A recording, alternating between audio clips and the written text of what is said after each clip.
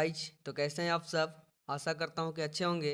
तो चलिए आज हम लोग पढ़ेंगे रासायनिक गुणों के आधार पर पदार्थ का वर्गीकरण। तो देखेंगे रासायनिक गुणों के आधार पर पदार्थ को 3 वर्गों में बांटा गया है।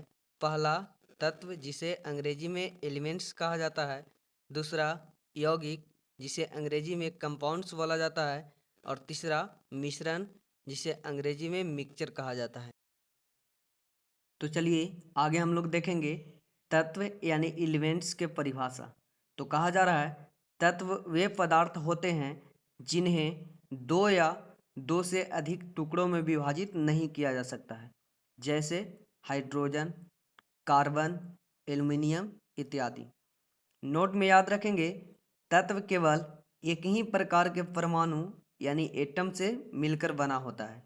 यानी तत्व जो है वो एक ही परमाणु से मिलकर बना होता है और उसे दो या दो से अधिक भागों में विभाजित नहीं किया जा सकता है। तो चलिए अब हम लोग जानेंगे तत्व 3 प्रकार के होते हैं। पहला धातु जिसे मेटल कहा जाता है। दूसरा अधातु जिसे नॉन मेटल कहा जाता है। और तीसरा उपधातु जिसे मेटलॉइड्स कहा जाता है। तो सबसे पहले हम लोग जानेंगे धातु के परिभाषा। तो इसका परिभाषा कहा जा रहा है इसमें धारा प्रवाहित होती है, जैसे लोहा, कॉपर। धातु को चालक भी कहा जाता है। दूसरा देखेंगे अधातु या इसे कुचालक भी कहा जाता है। इसका परिभाषा कहा जा रहा है इसमें धारा प्रवाहित नहीं होती है, जैसे गैस, कार्बन। तीसरा देखेंगे उपधातु जिसे अर्धचालक बोला जाता है। तो इसका परिभाषा कहा जा रहा है इससे सीमित मात्रा में धारा जाती है, इससे अर्धचालक भी कहते हैं, जैसे सिलिकॉन, जर्मेनियम। तो चलिए अब हम लोग जानेंगे यौगिक यानी कंपाउंड्स के बारे में। तो यौगिक का परिभाषा कहा जा रहा है यह दो या अधिक तत्वों के निश्चित अनुपात में मिलने से बनता है।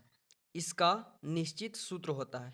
मीन्स यौगिक जो है वो दो या दो से अधिक तत्वों को एक निश्चित अनुपात में जब मिलाया जाता है तो यौगिक का निर्माण होता है। जैसे आप देख रहे होंगे नाइट्रस ऑक्साइड जिसका सूत्र होता है N2O। यहाँ पे देख रहे होंगे कि नाइट्रोजन 2 और ऑक्सीजन 1 मिलाने से नाइट्रस ऑक्साइड बन रहा है।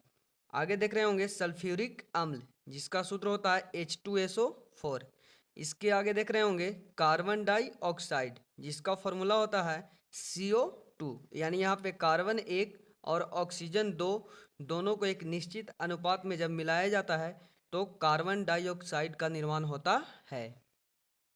तो चलिए अब हम लोग जानेंगे कि यौगिक 2 प्रकार के होते हैं। पहला कार्बनिक यौगिक जिसे ऑर्गेनिक कंपाउंड कहा जाता है। दूसरा अकार्बनिक यौगिक जिसे इनऑर्गेनिक कंपाउंड कहा जाता है। तो सबसे पहले कार्बनिक यौगिक के बारे में जानेंगे। तो इसका परिभाषा कहा जा रहा है इनमें कार्बन अनिवार्य रूप से होता है। मीन्स कार्बनिक यौगिक में कार्बन की उपस्थिति होती है, जैसे CH CO। अब देखेंगे अकार्बनिक यौगिक का परिभाषा।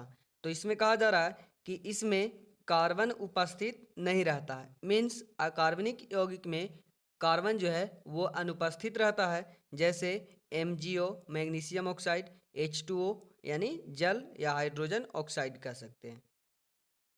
तो चलिए अब हम लोग जानेंगे मिश्रण यानी मिक्सचर के बारे में। तो मिश्रण का परिभाषा कहा जा रहा है दो या अधिक पदार्थों को किसी भी अनुपात में मिला देना मिश्रण कहलाता है। यानी दो पदार्थों को किसी भी अनुपात में मिला देना मिश्रण कहलाता है। यानी मिश्रण का कोई निश्चित अनुपात नहीं होता है। आगे देखेंगे मिश्रण 2 प्रकार के होते हैं। पहला विषमांग मिश्रण जिसे हेट्रोजेनियस बोला जाता है। दूसरा समांग मिश्रण जिसे होमोजेनियस बोला जाता है। तो चलिए अब हम लोग जानेंगे विषमांग मिश्रण के बारे में। तो विषमांग मिश्रण का परिभाषा कहा जा रहा है इसमें मिश्रण के विभिन्न अवयव दिखाई पड़ते हैं, जैसे अरहर प्लस मसूर, चीनी प्लस नमक।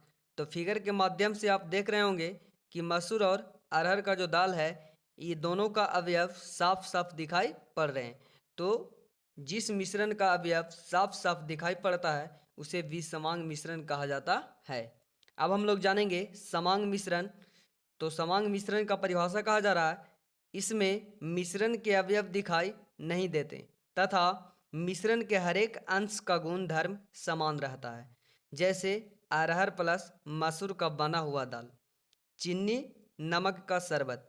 तो आप ये दाल जो है वो फिगर के माध्यम से आप देख रहे होंगे कि ये जो बना हुआ दाल है इसके हर एक अंश का गुणधर्म समान है और ये जो है इसके अवयव दिखाई नहीं दे रहे हैं, यानी क्या चीज़ का दाल है ये पता आप नहीं कर सकते हैं। तो जिसका अवयव दिखाई नहीं दे उसे हम लोग समांग मिश्रण कहते हैं और उसका हर एक अंश का गुणधर्म समान रहता है।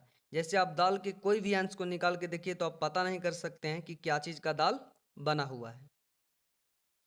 तो नोट में लिखा हुआ है, इसे याद रखेंगे। कहा जा रहा है विषमांग मिश्रण को समांग बनाने के लिए जलीय विलयन बनाया जाता है। अलग अलग धातुओं को गर्म करके उनका विलयन बनाकर मिला देना मिश्र धातु कहलाता है। मीन्स अलग अलग धातुओं को जब गर्म करके और उसका विलयन बनाकर मिला दिया जाता है तो उसे हम लोग मिश्र धातु कहते हैं। अर्थात मिश्र धातु एक समांग मिश्रण है। याद रखेंगे मिश्र धातु एक समांग मिश्रण है। अगर क्वेश्चन पूछा जाए कि मिश्र धातु जो है वो कैसा मिश्रण है तो इसका सही आंसर होगा समांग। जैसे आप देख रहे होंगे लोहा 99% प्लस कार्बन 1%, ये दोनों को जब मिलाया जाता है तो स्टील का निर्माण होता है। तो आज के लिए इतना ही। थैंक्स।